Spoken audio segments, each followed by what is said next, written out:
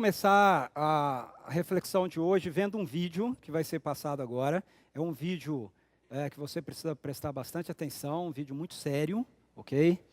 Então você precisa, assim, fazer um esforço, tá bom? Para você considerar o vídeo conforme ele precisa ser, tá certo? Talvez você já tenha visto, né, o vídeo que vai passar aí, mas ele tem tudo a ver com aquilo que a gente vai compartilhar hoje, ok? São com pessoas bastante conhecidos, né, artistas assim muito famosos, então vamos ver o vídeo.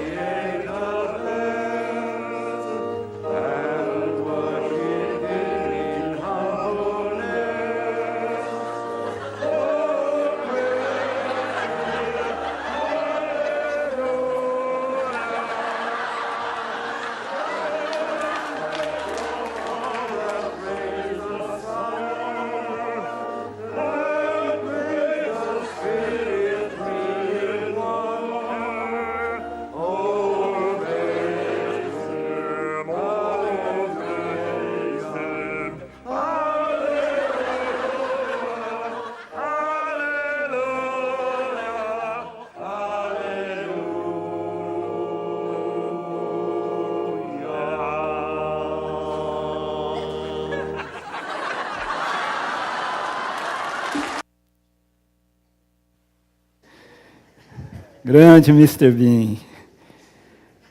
Muito bem. O que isso tem a ver com o DNA de uma igreja?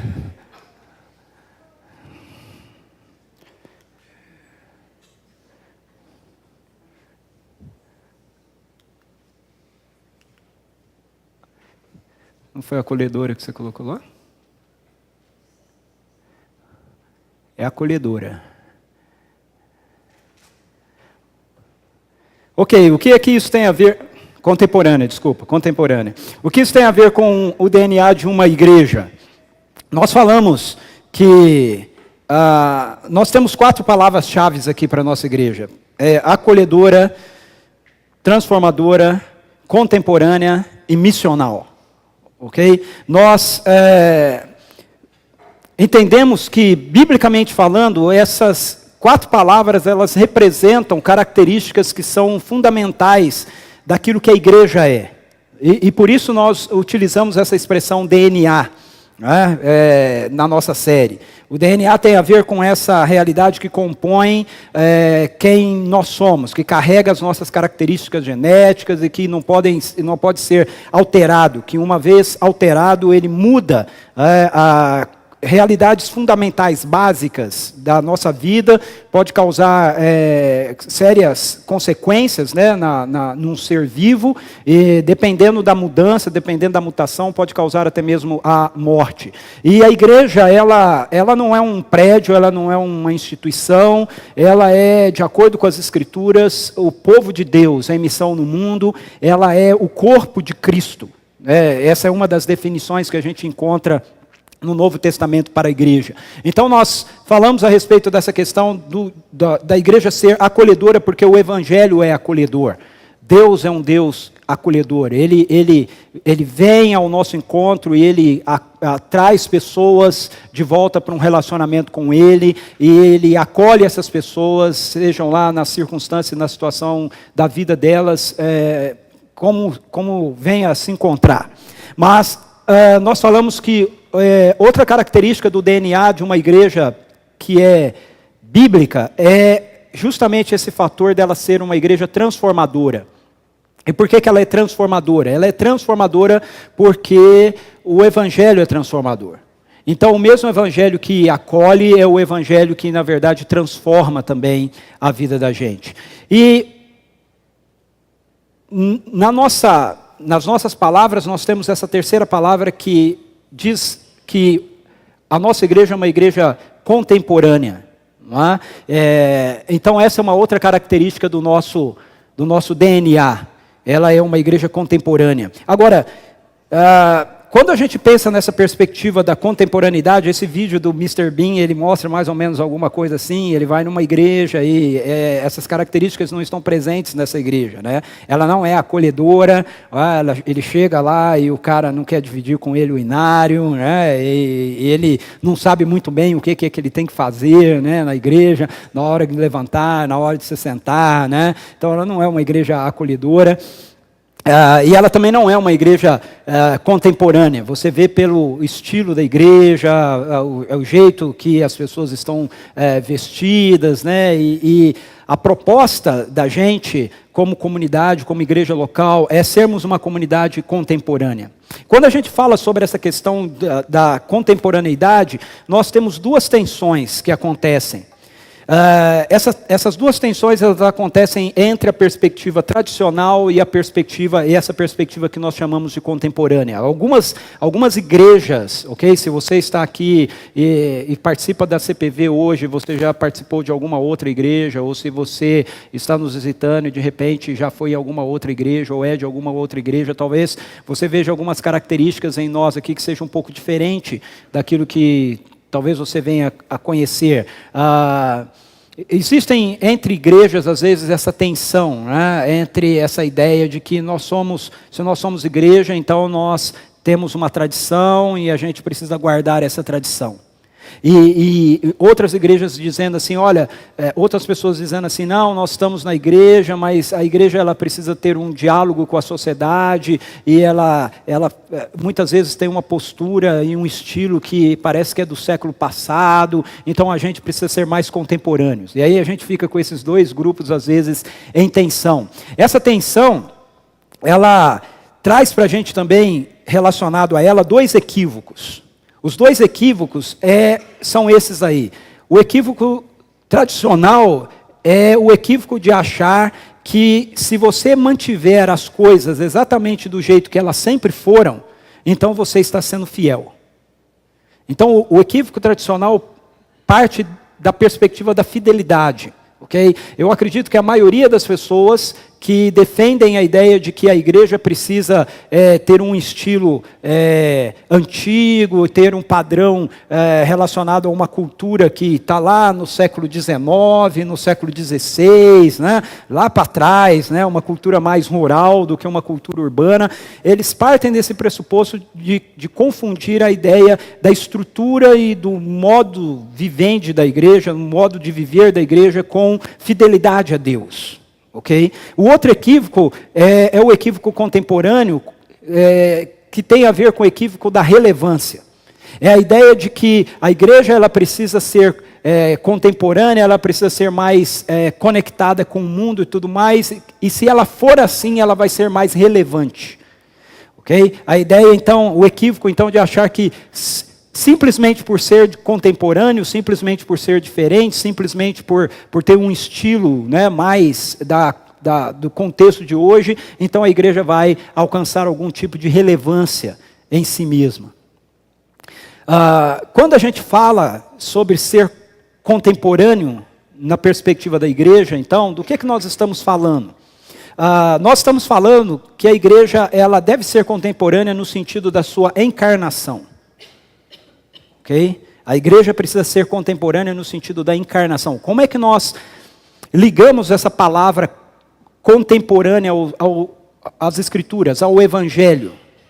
Nós dissemos aqui que definimos o DNA de uma igreja bíblica. A gente tem feito isso aqui com essas 4 palavras: acolhedora, transformadora, contemporânea e missional.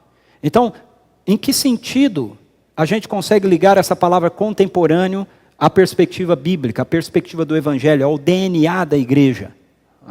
É nesse sentido daquilo que as Escrituras nos ensinam a respeito de encarnação. Okay? Eu quero trabalhar um pouco isso com vocês essa manhã. O que vem a ser encarnação? Jesus ele é a expressão máxima da encarnação. Porque Jesus, esse homem que viveu lá no início do século primeiro, né, lá viveu no primeiro século, ele, de acordo com as Escrituras, na verdade, sempre existiu. As Escrituras nos apresentam esse homem que morreu numa cruz, que nasceu ali na região da Galileia, como sendo, na verdade, o próprio Deus que se faz gente.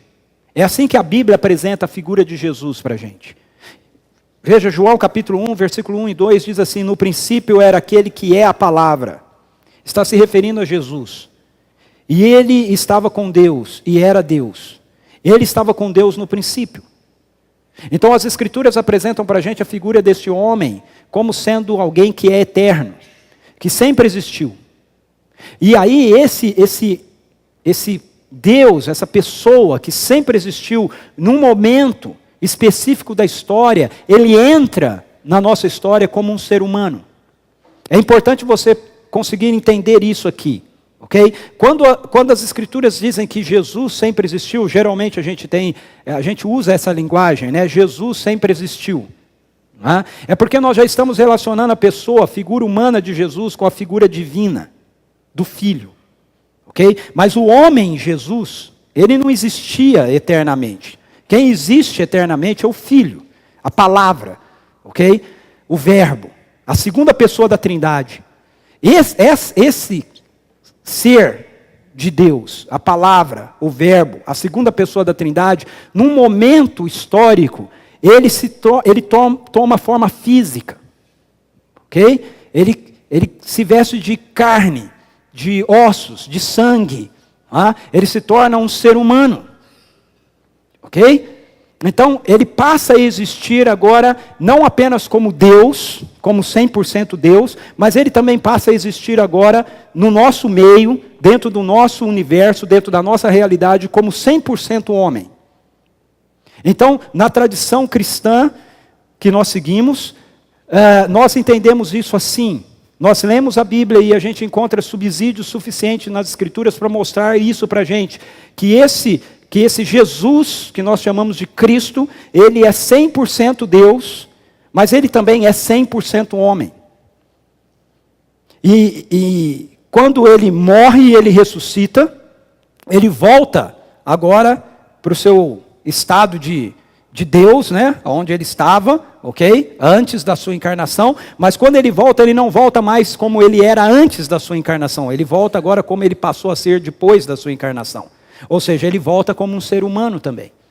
Então agora, por isso que a gente diz que Jesus é eterno. De fato ele é, esse ser humano, ele é eterno. Porque ele antes existia na pessoa do Filho, o Pai, o Filho e o Espírito. O Filho se faz homem e agora ele volta na sua estatura gloriosa. Mas quando ele volta a essa estatura gloriosa, ele não deixa o seu corpo físico, que ele adquiriu na gestação da Maria e tudo mais. Não, ele volta com esse corpo físico. Ok? Só que agora glorificado.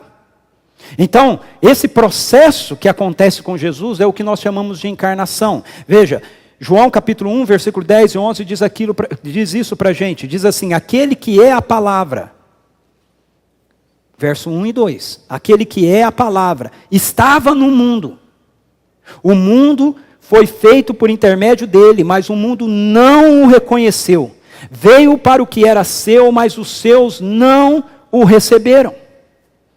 Então isso é encarnação. Ok? Esse é o conceito de encarnação. Deus se faz gente. Ele entra na nossa história. Deixa-me mostrar isso de duas formas diferentes para a gente. Quando a gente fala a respeito da encarnação na perspectiva teológica, o que a gente está enfatizando é que o Filho de Deus, essa segunda pessoa da Trindade, se faz um ser humano na pessoa de Jesus Cristo. Isso que eu acabei de explicar aqui para vocês. Ok? Antes, a pessoa humana de Jesus Cristo não existia eternamente. Mas o Filho existia eternamente. E esse Filho que existe eternamente, ele toma uma forma corpórea, uma forma humana, na pessoa de Jesus Cristo. E agora ele volta, ok? Como um ser humano, como Deus, 100% Deus, mas continuando sendo também 100% humano. Então, na perspectiva teológica, quando a gente fala de encarnação, a gente está falando a respeito de Deus se fazer homem. De Deus se transformar, se tornar num ser humano. Ok? Como eu e você. Mortal. Porque Jesus morre na cruz, levando sobre ele os nossos pecados. Mas morre. Então ele não era um espectro, ele não era uma imagem, ele não era uma figura, não era um anjo, certo?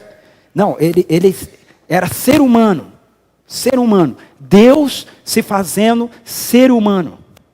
Na perspectiva da encarnação, na ótica missiológica, na ótica da missão, nós explicamos a encarnação como o Filho de Deus, Jesus Cristo, se encarnando, certo? Que foi encarnado como ser humano, como um judeu da região da Galileia do primeiro século. Isso é encarnação na perspectiva missiológica. Nessa perspectiva missiológica é que nós fazemos o link sobre a ideia de contemporâneos. Ok? Por quê? Porque, veja, na teologia a gente diz assim, Deus se fez um ser humano. Ponto.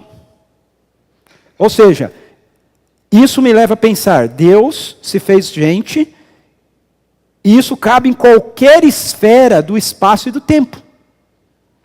Não é verdade? Deus se fez gente. Isso vale, Deus pode se fazer gente no primeiro século, Deus pode se fazer gente no século XIX, Deus pode se fazer gente no século XXI. Encarnação, na perspectiva teológica, diz apenas isso. Deus se fez um ser humano, como eu e você somos seres humanos. Mas o fato é que quando a gente lê a Bíblia, o apóstolo Paulo diz para a gente que isso aconteceu no tempo oportuno.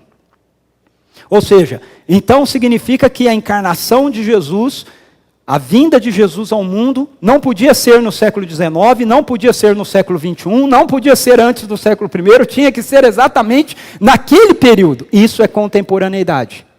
Ok? Quando Jesus encarna, quando Jesus, o Filho, se faz um ser humano, ele não se faz um ser humano qualquer. Ele se faz um ser humano judeu, que vive na região da Galileia, do primeiro século. Então ele é um ser humano diferente de mim e de você, que estamos vivendo no Brasil no século 21. Faz sentido isso? Ok? Então essa é a perspectiva. O DNA contemporâneo, ele tem a ver justamente com essa perspectiva. Uma igreja, ela deve ser contemporânea, então, não por uma mera questão de relevância, ou porque ela busca resultados, mas porque isso é parte do seu DNA.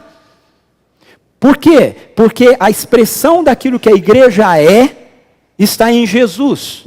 E aquilo que Jesus nos manda fazer.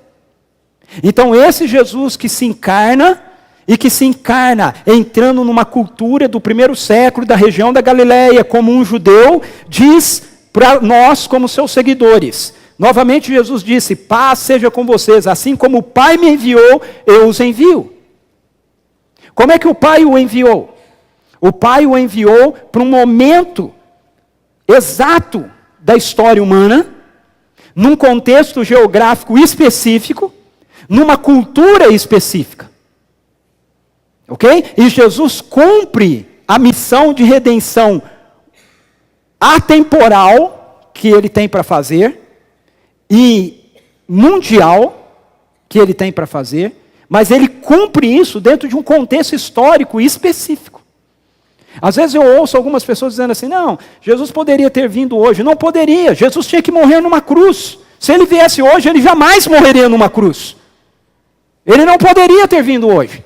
E ele também não poderia ter vindo antes daquele período, porque aquele período foi o período em que a crucificação se transformou na forma de execução romana, aonde ele se encontrava.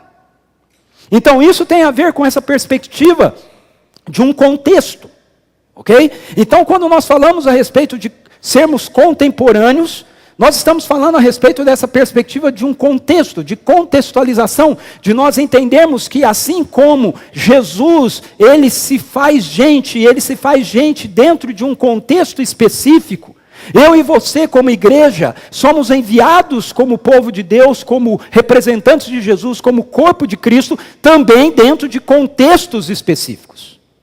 Ok? Não, em outras palavras, o contexto de vida da igreja do século XIX não serve para o contexto de vida da igreja no século XXI. Por um motivo muito simples. São contextos diferentes. Assim como muitas vezes a gente acha que a solução, algumas pessoas acham, né, que a solução, às vezes, para dinâmicas da igreja seria simplesmente pegar a Bíblia e ir lá no livro de Atos dos Apóstolos e ler, dizendo assim, como é que eles viviam? O que é que eles faziam? Nós temos que viver igual eles e fazer como eles, não dá certo. Não dá certo, porque eles vivem de um jeito e eles fazem de um jeito que tem a ver com a realidade da Galileia do primeiro século. Ok? Nem mesmo os judeus hoje, na Palestina, na Galileia, hoje, conseguiriam viver da mesma maneira que esses homens viveram. Porque a Galileia, a Palestina hoje, é a Palestina do século 21. Não tem nada a ver mais com a realidade daquilo que está nas Escrituras, enquanto contexto. Então, o que nós temos que fazer? O que nós temos que fazer é entender a essência para vivê-la no contexto. Ok? Nós temos que entender a essência daquilo que as Escrituras nos propõem, daquilo que o Evangelho nos pede, para então nós podermos viver essa essência num contexto específico. Contextos mudam, não é? Então não adianta também a gente querer pegar e falar assim, não, aquilo que a gente vive como igreja aqui, né, no eixo, né, Valinhos, Vinhedo, Louveira, Jundiaí, né, é aquilo que as igrejas lá de São Paulo, ou lá do Nordeste, ou lá do Rio, ou lá, deveriam fazer. São contextos diferentes. Então nós precisamos compreender isso, e é nesse sentido que nós usamos a palavra contemporânea. Nós usamos essa palavra porque nós entendemos que Jesus nos deu uma ordem. Ele diz, vão e façam discípulos. Mateus capítulo 28, versículo 18 a 20. Agora veja, nós não fomos enviados simplesmente para fazermos discípulos. mas para fazermos discípulos na cultura onde nós estamos inseridos. Porque Jesus diz assim: vão e façam discípulos de todas as nações. Então a essência é fazer discípulos. O contexto é todas as nações. Então nações mudam, contextos mudam, realidades mudam, grupos mudam, e por isso nós precisamos nos contextualizar a essa realidade. E como uma comunidade local, a gente entende que a nossa tarefa eu vou mostrar isso numa forma de gráfico aqui, a nossa tarefa é cumprir Mateus 28, 18 a 20. Se você é um seguidor de Jesus, você é um discípulo de Jesus. Se você não é um seguidor de Jesus, o que Jesus quer é tornar você um seguidor dele. Por isso, como seguidores de Jesus, o que a gente faz é seguidores de Jesus. Não seguidores do Ricardo. Não seguidores do Pedro. Não seguidores da CPV. Não seguidores de uma denominação, de um nome. O que nós fazemos são seguidores de Jesus. Isso é fazer discípulos. Se nós somos discípulos, então nós fazemos discípulos. E como é que isso acontece? Mateus 28, 18 a 20 diz que nós precisamos ir. Não é? Ir. Ir para onde? Para as realidades que nos cercam, para os contextos que nos cercam. E nós precisamos batizar, e isso tem a ver com integrar as pessoas na comunidade do reino, que é a igreja. E nós precisamos ensinar, e isso tem a ver com a gente ensinar as pessoas as novas dinâmicas de vida do reino. Agora, onde é que nós fazemos tudo isso? Na cultura. Certo? Na cultura onde nós estamos inseridos. Então nós não podemos confundir essas perspectivas. Nós somos enviados como igreja e como discípulos de Jesus, uma comunidade missional, para um contexto específico, uma realidade específica, com a qual a gente está convivendo, lidando. E nós precisamos então fazer discípulos, fazer novos seguidores, linkar as pessoas à comunidade do reino, ensiná-las a respeito do que significa essa nova vida no reino, a partir da realidade em que elas se encontram. Ok? Por isso que, para nós, como igreja, nós entendemos que precisamos compreender o contexto das pessoas que nos cercam. A cultura das pessoas, a começar da nossa própria, porque nós estamos inseridos nisso. Então, quando nós falamos em ser contemporâneos, nós estamos sim dizendo um modelo de uma igreja que fica insistindo em ter uma estrutura, uma dinâmica de culto, um tipo de programação que está relacionado ao início do século XX, não funciona para um contexto urbano do século XXI. Nós precisamos ter discernimento com relação a isso. Deixe-me dar um exemplo para vocês nas Escrituras, de alguém que fez isso assim. O apóstolo Paulo, em 1 Coríntios capítulo 9, verso 20 a 21, ele mostra como é que esse negócio funciona, né, da contemporaneidade, da contextualização, ok? Do inserir a nossa vida dentro da cultura, dentro da realidade que nos cerca, para que nós possamos transformar isso com o poder e a mensagem do Evangelho. Ele diz assim: tornei-me judeu para os judeus, a fim de ganhar os judeus. Veja, tornei-me judeu para os judeus. Eles são judeus. Então, quando Paulo ia até os judeus, o que ele fazia? Ele procurava entender, e Paulo, isso era fácil para Paulo, porque ele era judeu naturalmente, né? Mas o que Paulo está dizendo aqui é que ele entendia, ele tentava entender a cultura dos judeus, o modo de vida dos judeus, a maneira que eles entendiam a história, como eles pensavam o tempo, como eles lidavam com as coisas. E aí Paulo dizia, eu me faço igual a eles. Eu entro na realidade de vida deles.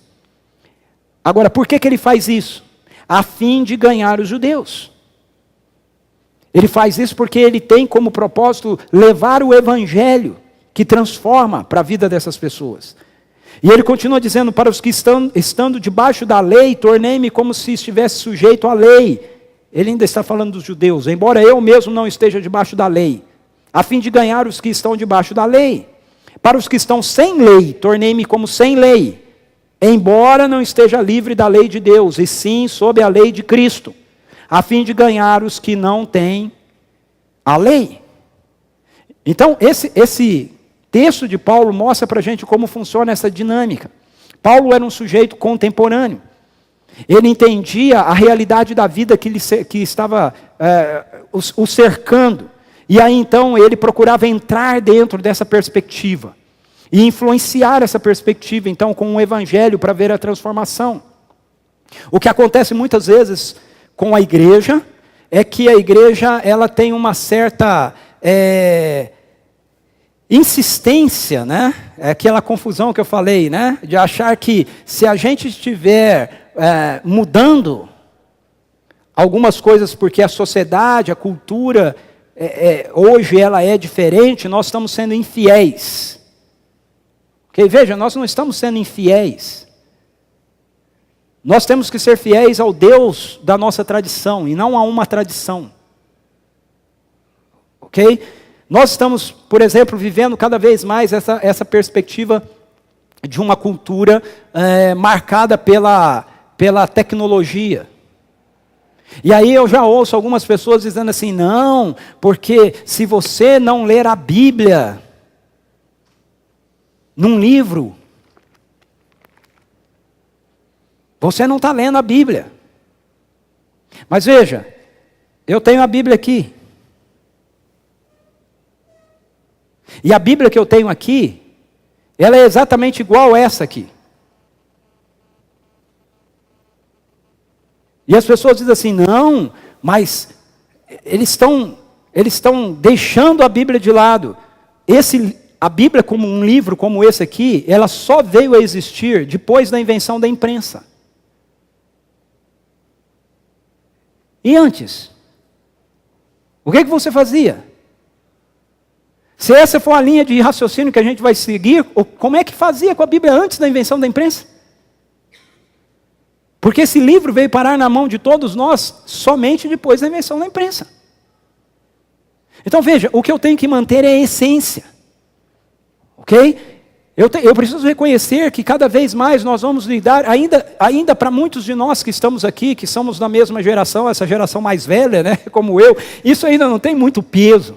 Eu não tenho, na verdade eu tenho a Bíblia aqui, mas quando eu leio a Bíblia aqui, para mim é meio esquisito. Eu preciso sentir um livro na minha mão e tudo mais, ok? Mas isso tem a ver com a minha geração. A geração da minha sobrinha, da Pietra, isso vai ser a coisa mais natural para ela. Vai ser a coisa mais natural do mundo para ela. Pegar um aparelho como esse daqui e falar assim, eu vou ler a Bíblia. Ela vai relacionar isso daqui com a Bíblia. Enquanto nós não relacionamos. Nós ainda temos essa dificuldade. Essa talvez seja um exemplo de uma tarefa que a igreja da Pietra, né, ainda vai ter que lidar com isso. A nossa nem tanto. Mas só que ela está vindo, está chegando. Toda essa tecnologia que está ao nosso redor. Então, a igreja precisa começar a entender o seu contexto. O que está ao nosso redor? Qual é o mundo que nos cerca? Quais são as demandas que virão? Como nós vamos lidar com essas coisas? Fiz-me fraco para com os fracos. Fiz-me tecnológico para com os tecnológicos. Essa é a perspectiva. Quando nós falamos a respeito disso, duas advertências a gente precisa levar em consideração, importantes. Primeiro, eu já mencionei aqui, nós precisamos ser fiéis ao Deus da nossa tradição, e não à tradição em si mesma. Ser contemporâneo significa ser uma igreja que entendeu a diferença entre a essência e a forma. Ser contemporâneo significa ser uma igreja que entende que no que diz respeito à essência, a nossa mão está fechada. Nós não abrimos mão, nós não negociamos nada daquilo que está relacionado à essência, nada daquilo que diz respeito à teologia, nada daquilo que diz respeito ao evangelho, nada daquilo que diz respeito àquilo que as escrituras nos ensinam. Nós vamos abrir mão disso, nós vamos negociar isso. Mas a forma, nós a temos na nossa mão aberta. Nós podemos negociá-la. Nós podemos tratar com ela. Nós podemos lidar com ela. Nós podemos mudá-la. Nós podemos dizer, ok, tudo bem, nós estávamos fazendo desse jeito, mas não vamos fazer mais desse jeito, nós vamos fazer desse outro jeito aqui. Por que nós vamos fazer desse outro jeito aqui? Porque esse outro jeito aqui responde mais à realidade das pessoas que estão ao nosso entorno, com quem nós nos relacionamos e a quem nós queremos pregar o Evangelho e compartilhar a realidade do amor de Deus com elas. Funciona mais. Eu vou te dar alguns exemplos aqui para você poder entender do que eu estou falando. Veja, ensinar a Bíblia é essência. Ensinar a Bíblia no domingo de manhã é forma. Ok? Nós usamos o domingo de manhã para as nossas reuniões. Mas pode ser, sei lá, que daqui a 10 anos, esse negócio de reunir no domingo de manhã já não funcione mais. E aí nós vamos nos reunir. O que funciona agora é reunir na quarta-feira de manhã. Tá bom, nós vamos reunir na quarta-feira de manhã. Ok? Ou então não, reunir na quarta-feira à noite é que dá certo. Tá bom, nós vamos reunir na quarta-feira à noite. Ensinar a Bíblia é a essência. O horário que você ensina é forma. Ok? Ensinar a Bíblia é a essência. Mas aí tem um menino, um adolescente, um amigo seu, um casal de amigos seu, sei lá, que você quer estudar a Bíblia com ele, mas ele não consegue vir a um pequeno grupo, ou você não consegue se encontrar com ele durante a semana, e aí você diz assim, ei, vamos fazer esse nosso encontro por Skype? Tudo bem. Por quê? Porque estudar a Bíblia é a essência. Como você vai estudar a Bíblia é forma. É forma, ok? Pode ser numa escola dominical, pode ser num pequeno grupo, pode ser pelo Skype com alguém, é forma. Comunhão, é essência. Almoçarmos juntos, é forma. É forma. Hoje nós vamos almoçar juntos, ok? A ideia, nós vamos usar uma forma para promover uma essência, ok? A essência para a gente não é o almoço. Se você almoçasse na sua casa hoje, eu garanto para você que você estaria muito mais confortável, ok? Não sei se a sua comida estaria tão gostosa quanto a da Thaís, né? Mas mais confortável você estaria, ok? Mas a questão nossa não é a forma, é a essência, comunhão. Comunhão. Então, nós precisamos fazer essa diferenciação. O que eu e você precisamos ser fiéis? A forma. A essência, desculpa, e não a forma, a essência. A essência tem a ver com Deus. Com Deus. A forma tem a ver com a tradição. Ok? E a nossa fidelidade não tem que ser a nossa tradição. A nossa fidelidade tem que ser a nossa essência. Ao Deus da nossa tradição. No seminário onde eu leciono, às vezes alguns dos meus alunos dizem assim, criticam, né, a igreja mais conservadora ou mais tradicional, e diz, e falam algumas coisas assim, e eu sempre os lembro e aprovam muito a dinâmica, né, de algumas igrejas contemporâneas, né, e eu sempre digo, olha, cuidado, porque nós também estamos criando uma forma. Ok? Nós estamos criando uma forma. E se amanhã a gente tiver que dizer assim, olha gente, nós vamos mudar a dinâmica daquilo que a gente faz, e a gente resistir a isso, nós estamos sendo fiéis à tradição que a gente criou. E não ao Deus da nossa tradição. O nosso compromisso precisa ser com Deus da nossa tradição. E não meramente com a nossa tradição. Essência, forma. A segunda questão é que a gente precisa tomar cuidado para que, em nome da relevância, a gente não negocie a palavra de Deus. Se o primeiro tem o risco maior está relacionado à nossa tradição, o segundo, o risco maior está relacionado à nossa relevância. Nós temos sim, e desejamos sim, sermos contemporâneos, sermos criativos, pensarmos em maneiras que a gente consegue adentrar a realidade da cultura urbana do século XXI que a gente está vivendo, mas a gente não pode negociar os valores, a essência, o conteúdo da palavra de Deus, do Evangelho, em nome disso. De forma alguma. Não podemos. E aqui muitas pessoas também confundem. Em nome da relevância, não podemos negociar a palavra de Deus. Em nome de ser relevante, da igreja crescer, da igreja começar a atrair mais pessoas, às vezes a gente começa a não pregar todo o Evangelho, né? A gente começa a evitar aquelas partes das Escrituras que a gente sabe que são incômodas, né, para as pessoas. A gente começa a deixar de lado assuntos e temas que a gente sabe que é polêmico. No entanto, as Escrituras falam deles e apontam qual é a essência de Deus para eles. E a gente começa a deixar de fazer isso porque a gente quer ser relevante. Então, veja, não é por um mau motivo, a gente quer ser relevante. Mas quando a nossa relevância começa a comprometer as Escrituras, então está na hora de nós pararmos. O fato é que existem sim questões que são inegociáveis. O fato é que existem sim pontos no Evangelho, nas Escrituras bíblicas, que deixam as pessoas desconfortáveis. E nós não podemos deixar de falar deles.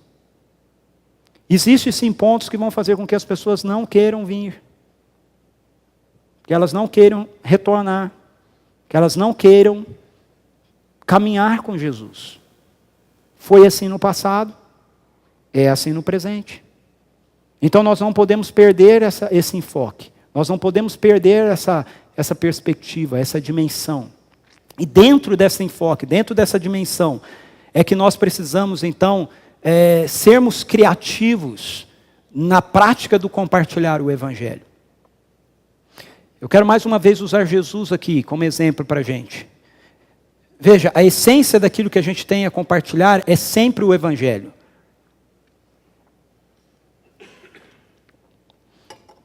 Mas a maneira da gente compartilhar, a forma que a gente vai compartilhar, muda. A mensagem é sempre a mesma, mas a abordagem muitas vezes muda.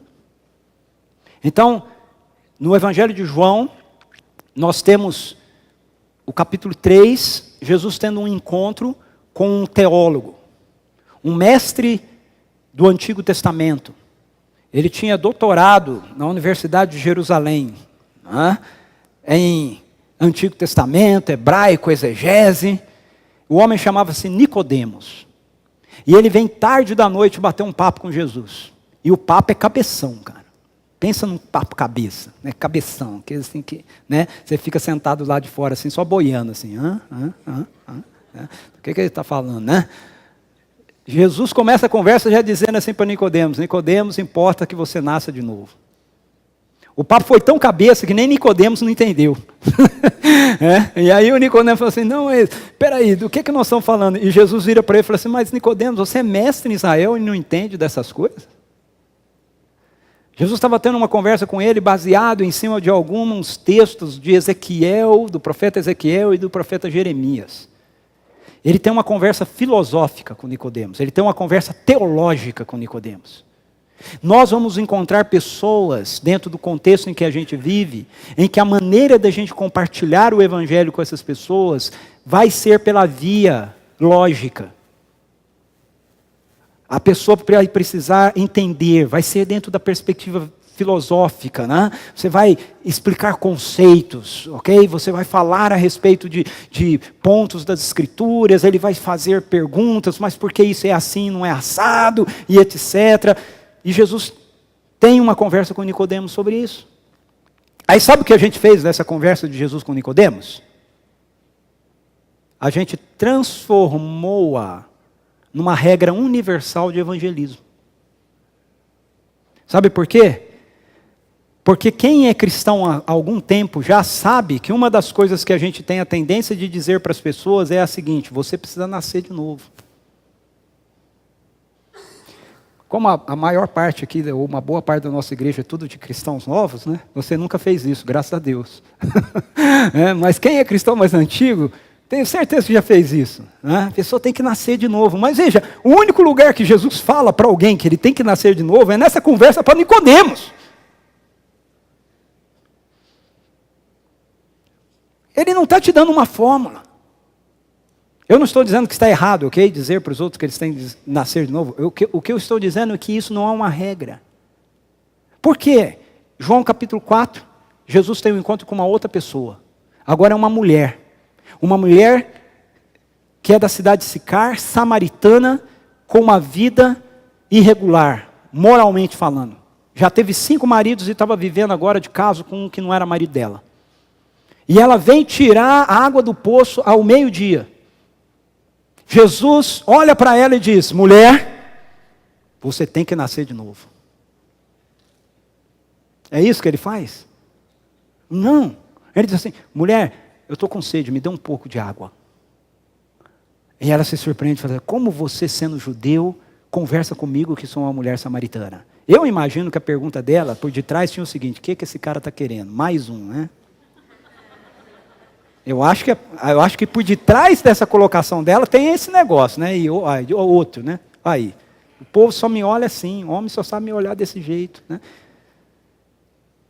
E aí Jesus vira-se para ela e fala: se você soubesse quem é que está falando com você, você me pediria água, e eu te daria água viva. Uma água que mataria a sua sede, e você não precisaria mais buscá-la em nenhum outro lugar. E a princípio ela acha que Jesus está falando da água física, né? E ela fala assim: mas como é que o Senhor vai me dar água viva? Porque essa era uma expressão da água corrente que forma o poço, né? Você não tem como tirar nem a água que está aqui na superfície. E Jesus diz para ela: essa água aí, ó, se alguém beber, vai ter que beber de novo. Mas aqui eu dou para beber, mata a sede para a eternidade. Veja, enquanto com Nicodemos Jesus tem uma conversa que tem o seu contexto na perspectiva intelectual, filosófica, teológica, com essa mulher Jesus tem uma conversa que tem um contexto existencial, que toca na existência dela, que toca nos seus anseios mais profundos. Né? E ele mostra para ela que ele sabe disso. Vai buscar teu marido. Eu não tenho marido, Senhor. É verdade, você já teve 5 maridos. E agora você está com um que não é seu. Não é aí.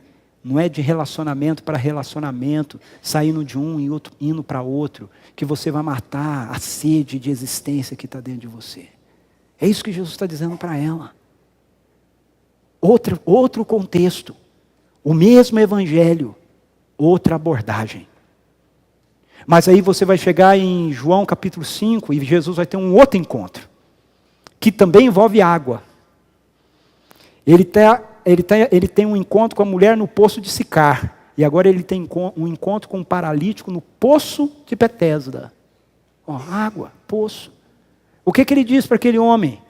Cara, estou com uma sede danada, me dá um pouquinho de água aí para eu beber? Não. E ele também não diz para ele: você precisa nascer de novo. O cara está 38 anos paralítico. Eu acho que se Jesus falasse isso para ele, ele ia dar com uma maca na cabeça de Jesus, né? 38 anos sofrendo paralítico. Você quer que comece tudo de novo, né? Você está maluco, né? Sai daqui, né? Falso profeta, né? Não, Jesus vira para ele e diz para ele: você quer ser curado. A abordagem intelectual com Nicodemos, a abordagem existencial com a mulher samaritana e uma abordagem física com um paralítico. O mesmo evangelho. Boa notícia, boa nova para os 3, mas completamente diferente, a mesma essência, formas diferentes. Isso é ser uma igreja contemporânea, é ter a mesma essência, mas formas diferentes de fazer com que essa essência chegue às pessoas. Portanto, concluindo, que hoje tem almoço, né? Aí eu tenho que concluir rápido. Concluindo, quais são algumas implicações do DNA contemporâneo para nós. Nós somos uma igreja contemporânea. E por isso, nós queremos encarnar o Evangelho no contexto onde nós nos encontramos. Isso é essencial para a gente. Nós fazemos questão disso. Se você tem feito parte da CPV, você precisa entender isso, ok? Nós somos contemporâneos e por isso nós queremos encarnar o Evangelho no contexto onde nós nos encontramos. Encarnar, viver o Evangelho, ok? É assim mesmo que a gente está vivendo. É desse jeito mesmo que a gente quer ser. Se você está vindo para a nossa comunidade, fazendo parte dela há pouco tempo, ou se você está me ouvindo hoje e fala, pô, eu quero participar dessa igreja, você tem que entender que isso aqui é aquilo que a gente quer ser. A gente quer ser assim. Nós não queremos que ninguém se engane, ok? Eu não quero que ninguém venha para cá dizendo assim, não, mas com o tempo, né? Aí a gente vai arrumando. Nós não queremos arrumar nada, nós queremos ser assim, ok? Nós podemos transformar o que somos em função do contexto que possa mudar. Mas nós não queremos retornar. Uma pessoa uma vez me perguntou o seguinte, antes da gente ser organizado igreja, ele diz assim, a gente faz as coisas desse jeito, quando a gente virar igreja, né, aí nós vamos ter escola dominical, aí nós vamos ter sociedades internas, né? Ele é um presbiteriano tradicional. Eu falei, irmão, nós não vamos ter. Eu não vou te enganar. Nós não vamos ter. Nós somos assim. Nós queremos ser assim, desse jeito. Veja, irmãos, que isso fique bem claro, ainda mais que vai para a internet, né? Que isso fique bem claro. Eu não sou contra a igreja ter sociedades internas. Não sou. Eu não sou contra a igreja ter escola dominical. Não sou. Ok? Não sou. Mas eu entendo que essas realidades têm a ver com um contexto. Se elas respondem a um contexto, tudo bem. Mas se elas não estão respondendo a um contexto, então a gente precisa pensar. Porque nós temos uma tarefa. A tarefa é fazer discípulo. Não é manter uma tradição que funcionou, mas que pode já não funcionar mais. Se funcionar, tudo bem. Amém. Louvado seja Deus. Estamos cumprindo a missão. Então, nós queremos ser assim, desse jeito, do jeito que você é, do jeito que nós somos, ok? Esse jeitão que a gente tem, nós queremos ser informais mesmo, nós queremos nos relacionar mesmo desse jeito, nós queremos mesmo estar num ambiente onde as pessoas se sintam à vontade, como hoje você está aqui, você está se sentindo à vontade, que a pessoa não precisa ficar pensando, eu direi muito, né? É óbvio que você tem que pensar um pouco, né, na roupa que você vai usar, mas você não precisa ficar pensando muito, né? Em que, será que se eu for assim, vai estar ruim? Não, ok? Tem que ter um senso crítico, né? Mas agradável, é assim que a gente quer ser. Nós queremos viver o Evangelho dentro do contexto que nós nos encontramos. E o contexto que nós nos encontramos é um contexto de uma realidade urbana, ok? Segundo, nós somos uma igreja contemporânea e por isso nós queremos fazer discípulos de Jesus Cristo no contexto em que nos encontramos. Nós não queremos fazer discípulos no século I e nem do século XIX. Nós queremos fazer discípulos do século XXI. Esse é o contexto que a gente vive. A gente vive no mundo do século XXI. E é aqui que a gente quer fazer discípulo. Jesus não nos mandou fazer discípulos do século XIX. Jesus mandou que a gente faça discípulos no contexto em que nós nos encontramos. O nosso contexto é esse daqui. Então, queremos fazer discípulos e queremos fazer discípulos na cultura onde nós estamos inseridos. Porque nós somos contemporâneos. Então nós vamos usar todos os métodos possíveis para que isso seja feito, desde que eles sejam lícitos em relação ao Evangelho. Se não for lícito, nós não vamos usar, porque nós não vamos comprometer a mensagem. Terceiro, nós somos uma igreja contemporânea e por isso nós queremos ser fiéis ao Deus de nossa tradição. E não a uma tradição, pela tradição. Nós queremos ser fiéis ao Deus da nossa tradição. A nossa tradição é uma tradição reformada, ok? Nós cremos sim no Deus que foi anunciado pelos apóstolos e o evangelho que foi resgatado porque se perdeu na reforma protestante. E nós somos reformados, nós queremos manter a nossa confiança, a nossa convicção, o nosso compromisso, mas queremos manter isso com Deus dessa tradição, não com a tradição em si. Porque nós somos contemporâneos. Então isso precisa ficar cravado fortemente no nosso coração. Para a gente não ter dúvida. Para que quando surgirem situações que possam vir de encontro, né? Não ao encontro, mas de encontro com as dinâmicas que a gente tem vivenciado, a gente possa parar e dizer assim, não, espera aí. Não vamos dar ouvido a esse negócio, não. Nós estamos fazendo a missão e o que a gente quer é ser, sim, uma igreja que responda ao contexto de mundo que nós estamos vivendo hoje. Hoje. Com o desafio de fazermos discípulos, novas gerações que possam responder o desafio de mundo que eles terão que viver amanhã. Ok? De todo o meu coração. Eu não espero, quando eu tiver com os meus velhinhos, né, com os meus 90 anos, porque eu vou começar a ficar velho quando eu tiver com 90 anos. Né? Assim, eu não espero chegar aqui, né, porque eu espero continuar sendo pastor dessa igreja, né, aos meus 90 anos, né, já jubilado, né, emérito, com um monte de outros pastores. Eu não espero chegar aqui e ver uma dinâmica acontecendo aqui de culto, exatamente igual a que a gente tem hoje. Não. São 30 anos, 40 anos, 30 não, 40 anos na frente. 40 anos na frente. Mas se fosse 30, hein? Já pensou 60 assim? Rapaz, tomara que eu chegue com 60 anos assim. Eu não espero. Eu espero que esse DNA tenha sido preservado. E que a nossa igreja daqui 40 anos, ela expresse a realidade de um mundo que existe lá. 40 anos depois. E não esse aqui. Se isso acontecer, a gente preservou o nosso DNA. Nós somos contemporâneos. E nós somos contemporâneos porque Jesus se encarnou.